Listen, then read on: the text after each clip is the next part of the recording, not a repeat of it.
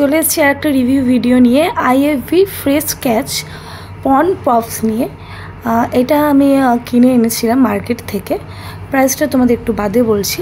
আর এখানে কিছু কিছু দেওয়া আছে no MSG, no antibiotic, international হেনাতানা লেখা আছে, তোমরা পড়ে নিও। আর এখান থেকে 18 থেকে 20টা পিস থাকে পার প্যাকেটে। 200 গ্রাম মতন রয়েছে নেট ওয়েট। ওকে, জিনিসটা ভেতরে ঠিক এরকম করে প্যাকেট করা আছে। এর সঙ্গে একটা মশলা দিয়েছে, সেটা পেরি পেরি।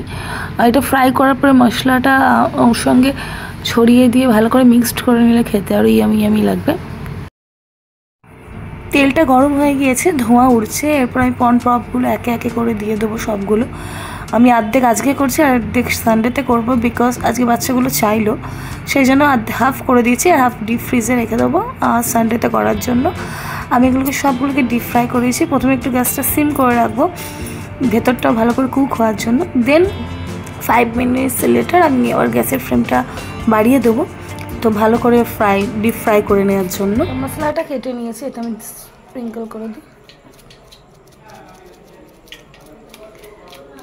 পরেও না ভালোভাবে, যাই হোক।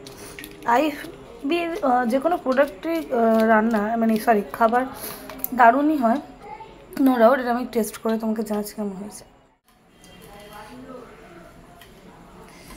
খুব গরম, একটা নিয়ে খেয়ে দেখি কেমন হয়েছে।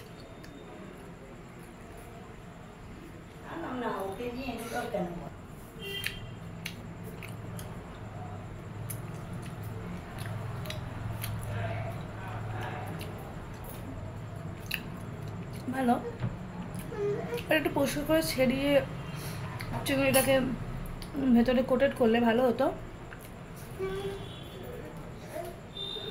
ভালো, খুশকি।